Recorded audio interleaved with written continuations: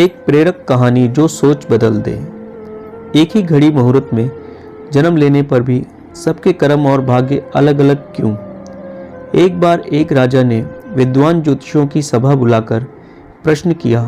मेरी जन्म पत्रिका के अनुसार मेरा राजा बनने का योग था, मैं राजा बना, किंतु उसी घड़ी मुहूर्त में अनेक जातकों ने जन्म लिया होगा जो राजा नहीं बन सके। क्यों? इसका क्या कारण है? राजा के इस प्रश्न से सब निरुत्तर हो गए। अचानक एक वृद्ध खड़े हुए, बोले, महाराज, आपको यहाँ से कुछ दूर घने जंगल में एक महात्मा मिलेंगे, उनसे आपको उत्तर मिल सकता है। राजा ने घोर जंगल में जाकर देखा कि एक महात्मा आग के ढेर के पास बैठकर अंगार गर्मा गर्म कोयला खाने में व्यस्त है। राजा ने महात्मा से जैसे ही प्रश्न पूछा, महात्मा ने क्रोधित होकर कहा, तेरे प्रश्न का उत्तर आगे पहाड़ियों के बीच एक और महात्मा है, वे दे सकते हैं। राजा की जिज्ञासा और बढ़ गई।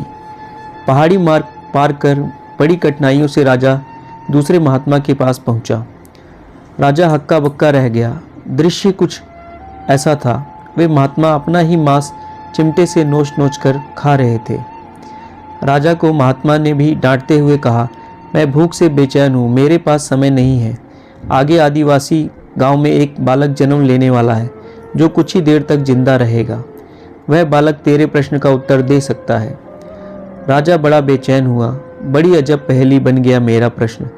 उत्सुकता प्रबल थी। राजा पुनः कठिन मार्ग पार कर उस गांव में पहुंचा। गांव में उस दंपत्ति के घर पहुंचकर सारी बात कही। जैसे ही बच्चा पैदा हुआ, दंपत्ति ने नाल सहित बालक राजा के सम्मुख उपस्थित किया। राजा को देखते ही बालक हंसते हुए बोलने लगा, राजन, मेरे पास भी समय नहीं है, किंतु अपना उत्तर सुन लो। तुम, मैं और दोनों महात्मा 7 जन्म पहले चारों भाई राजकुमार थे। एक बार शिकार खेलते खेलते हम जंगल में 3 दिन तक भूखे प्यासे भटकते रहे। अचानक हम चारों भाइयों को आटे की एक पोटली मिली। हमने उसकी 4 बाटी सेकी। अपनी अपनी बाटी लेकर खाने बैठे ही थे कि भूख प्यास से तड़पते हुए एक महात्मा वहां आ गए। अंगार खाने वाले भैया से उन्होंने कहा, बेटा, मैं 10 दिन से भूखा हूँ, अपनी बाटी में से मुझे भी कुछ दे दो, मुझ पर दया करो, जिससे मेरा भी जीवन बच जाए। इतना सुनते ही भैया गुस्से से भड़क उठे और बोले, तुम्हें दे दूंगा तो क्या मैं खाऊंगा आग? चलो भागो यहाँ से। वे महात्मा फिर मांस खाने वाले भैया किसके निकट आए, उनसे भी अपनी बात कही, किंतु उन भैया ने भी महात्मा से गुस्से में आकर कहा कि बड़ी मुश्किल से प्राप्त की है ये बाटी, तुम्हें दे दूंगा तो क्या मैं अपना मांस नोचकर खाऊंगा? भूख से लाचार वे महात्मा मेरे पास भी आए, मुझसे भी बाटी मांगी, किंतु मैंने भी भूख में धैर्य खोकर कह दिया, चलो आगे बढ़ो, मैं क्या भूखा मरूं? अंतिम आशा लिए वो महात्मा, हे राजन, आपके पास भी आए, दया की याचना की।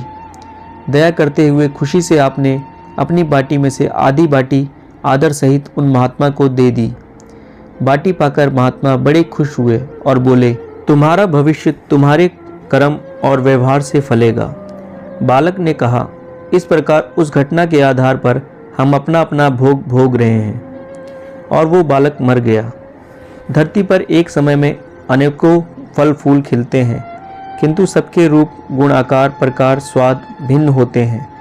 राजा ने माना कि शास्त्र भी 3 प्रकार के हैं, ज्योतिष शास्त्र, कर्तव्य शास्त्र और व्यवहार शास्त्र। जातक सब अपना किया दिया लिया ही पाते हैं, यही है जीवन।